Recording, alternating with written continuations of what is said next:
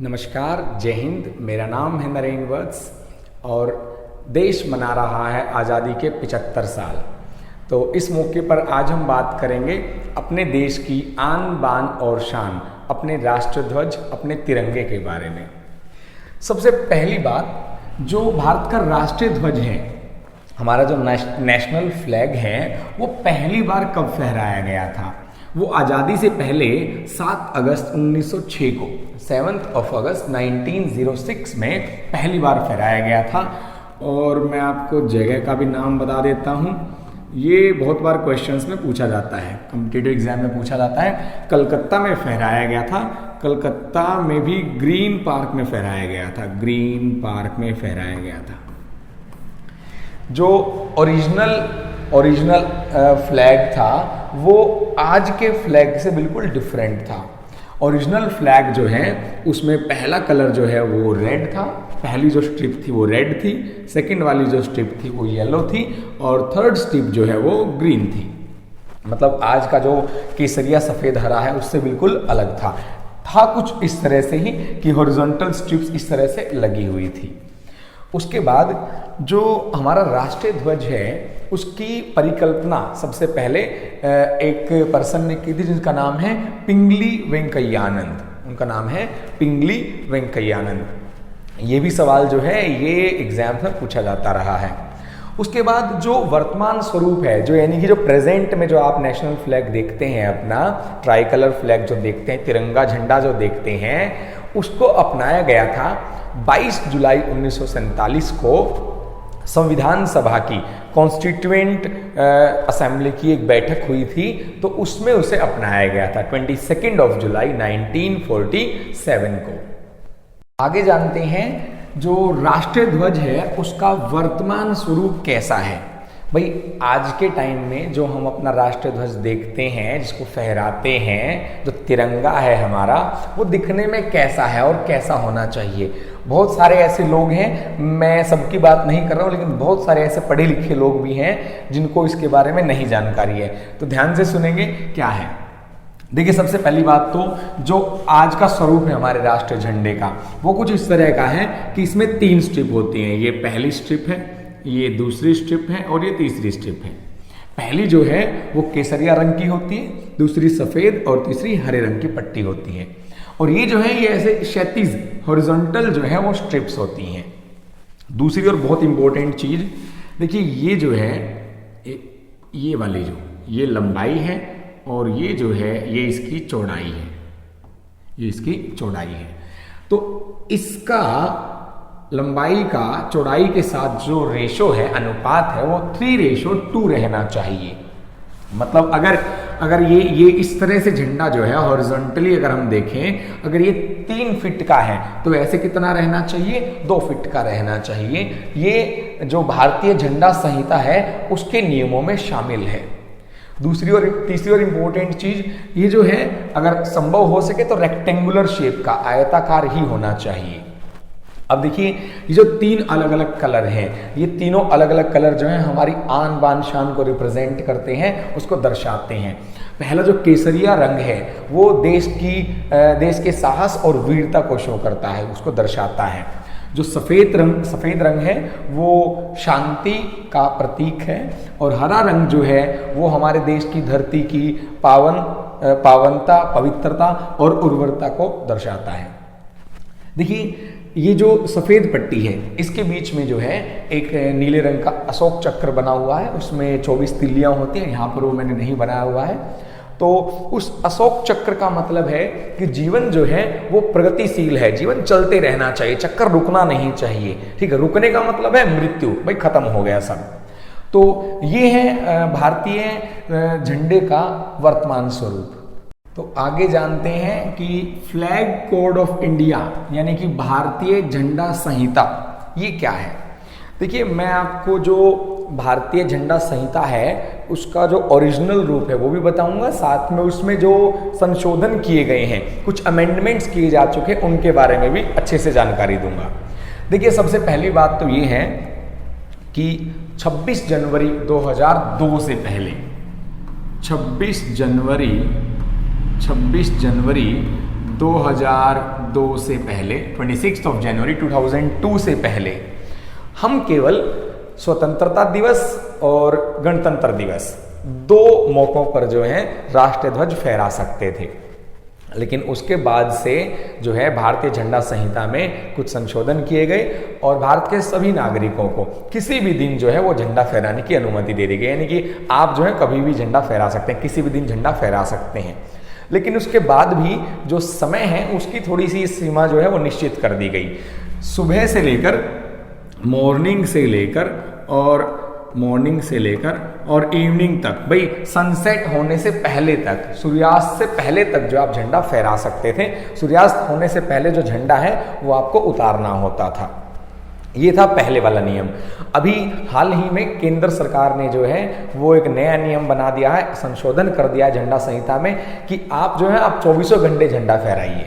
ठीक है, आप कभी भी झंडा फहरा सकते हैं, आप कहीं भी झंडा फहरा सकते हैं, कोई दिक्कत वाली बात नहीं है। अरे भाई, देश के नागरिक हो, हमारा राष्ट्रीय ध्वज है, हमारी आन बान और शान है, हमारे देश की शान है हमारा झंडा, तो हम कभी भी फहरा सकते हैं, कोई दिक्कत वाली बात नहीं। केंद्र सरकार ने काम किया है कि हम जो है दिन में रात में किसी भी टाइम झंडा फहरा सकते हैं। उसके अलावा देखिए, झंडा फहराने का एक जो सबसे इंपॉर्टेंट रूल है वो ये है कि जो ट्राई कलर होता है उसमें केसरिया, सफेद, हरा ऐसे रहता है। सबसे ऊपर केसरिया, सफेद, हरा। तो केसरिया रंग जो है वो नीचे नहीं जाना चाहिए। कहने का मतलब ये है कि झंडा जो है वो उल्टा नहीं होना चाहिए। झंडा जो है उसमें केसरिया ऊपर रहेगा, सफेद बीच में होता है और हरा नीचे रहता है। तो केसरिया रंग नीचे नहीं आना चाहिए, वो हो गया उल्टा हो गया झंडा। तो झंडा जो है वो उल्टा नहीं होना चाहिए। उसके बाद अगला तीसरा नियम ये है कि जो झंडा है उसको कभी भी झुकाया नहीं जाएगा, उसको जो कभी भी आधा नहीं झुकाया जा सकता। देखिए, कुछ ऐसे केसेस होते हैं, कभी कभार जो है वो राजकीय शोक, यानी कि किसी एक राज्य में कोई दुखद घटना हो जाए, उस स्थिति में या फिर राष्ट्रीय शोक की स्थिति में जो है वो झंडा झुकाया जाता है। लेकिन आम स्थितियों में झंडा जो है नहीं झुकाया जा सकता, झंडा जो है वो सीधा रहना चाहिए। उसके अलावा नंबर 4 पे नियम क्या है, जब भी हम कहीं पर झंडा फहरा रहे हो, मान लीजिए हमने अपनी छत पे लगाया है, ठीक है, और हम जो है किसी धर्म का कोई झंडा लगाया हुआ है, कोई और हमने झंडा लहराया हुआ है, तो जब भी राष्ट्रीय ध्वज और एक और झंडा साथ में होगा तो राष्ट्रीय ध्वज के साइड में जो झंडा लगा है वो या तो राष्ट्रीय ध्वज से नीचा होना चाहिए। मतलब राष्ट्रीय ध्वज जो है वो हमेशा ऊपर रहना चाहिए। अगर आपने छत पे 2 झंडे लगाए हुए, आप किसी धर्म को मानने वाले हैं, किसी भगवान को मानने वाले हैं, कोई दिक्कत वाली बात नहीं है, मानिए, आप उसकी पूजा कीजिए, कोई दिक्कत नहीं है। लेकिन जब आप राष्ट्रीय ध्वज के साथ उस धर्म के झंडे को फहराते हैं तो राष्ट्रीय ध्वज जो है उसकी ऊंचाई जो है आपके उस पर्टिकुलर धर्म के झंडे से ऊपर होनी चाहिए। मतलब धर्म, इसका मतलब यहाँ पे ये है कि धर्म से पहले देश है, धर्म से पहले देश है। 5वां नियम ये है कि झंडे को कभी भी पानी में नहीं भिगोया जाता। उसके बाद 6वां नियम ये है कि जो राष्ट्रीय ध्वज है, हमारा जो तिरंगा है, उसको कभी फाड़ना नहीं चाहिए। अगर आप उसके किसी पार्ट को, किसी हिस्से को जलाते हैं या फाड़ते हैं तो आपके खिलाफ जो है कानूनन कार्रवाई की जा सकती है। इसके अलावा जो राष्ट्रीय ध्वज है उसको जब हम फहराते हैं तो हमें ध्यान रखना चाहिए वो कहीं से कटा हुआ, फटा हुआ या मैला ना हो, यानी कि साफ सुथरा झंडा जो है वो हमें फहराना होता है।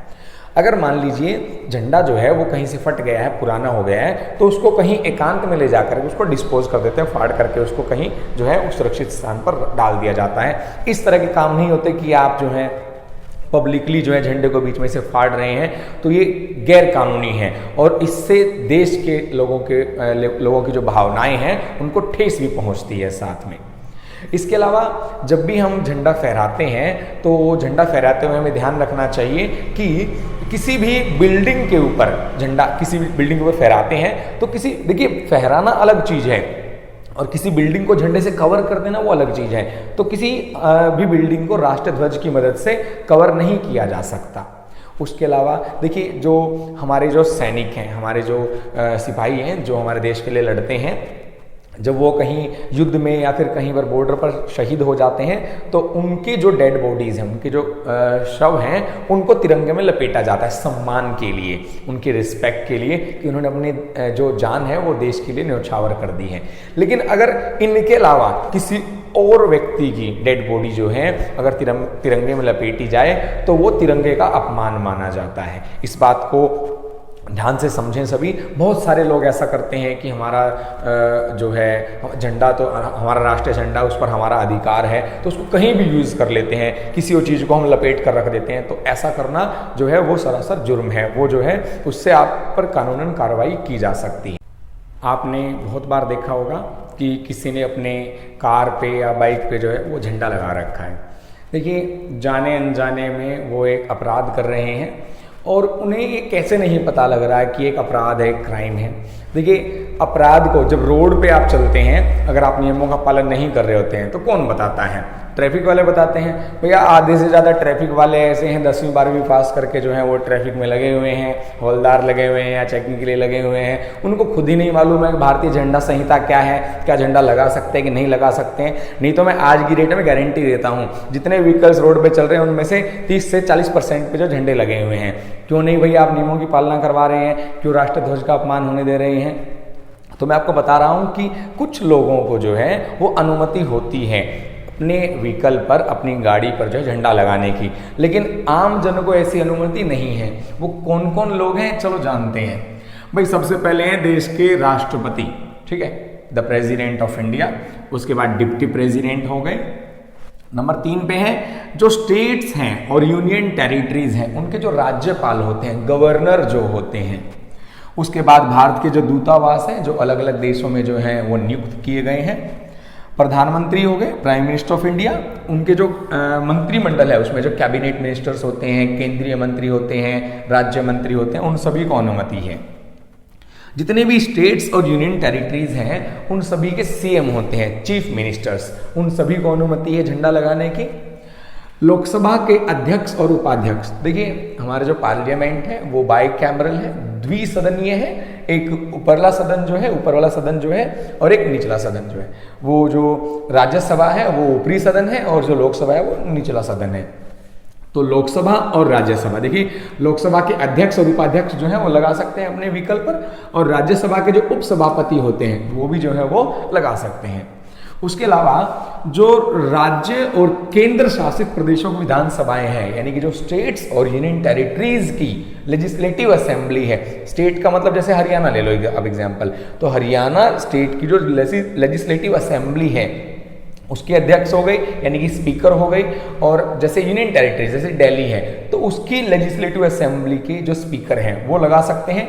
उसके अलावा जो है भारत के मुख्य न्यायाधीश, the chief justice of India, और सुप्रीम कोर्ट के, देखिए चीफ जस्टिस ऑफ इंडिया कौन है? जो सुप्रीम कोर्ट के जो सबसे मेन जो जज हैं, मुख्य न्यायाधीश जो हैं, और सुप्रीम कोर्ट के जो अन्य जजेस हैं वो भी लगा सकते हैं। ऐसे ही किसी भी हाई कोर्ट के, किसी भी स्टेट के हाई कोर्ट के एक होते हैं चीफ जस्टिस, और फिर होते हैं जो अदर जजेस होते हैं, हाई कोर्ट की ही बात कर रहा हूं मैं, तो वो सभी जो हैं वो राष्ट्रध्वज को अपने व्हीकल पर जो है वो लगा सकते हैं। इनके अलावा आम जन को ऐसा करने की अनुमति नहीं है। ऐसा ना करें, ये गैर कानूनी है। तो आज की वीडियो में हमने बात की अपने राष्ट्रध्वज के बारे में। आई होप आपको वीडियो अच्छी लगी होगी। अगर आपको वीडियो अच्छी लगी है तो वीडियो को शेयर करें, लाइक करें और हमारे चैनल को सब्सक्राइब करें। और कमेंट बॉक्स में जय हिंद, वंदे मातरम, जय भारत, भारत माता की जय, ये सब लिखना ना भूलें। जय हिंद, वंदे मातरम।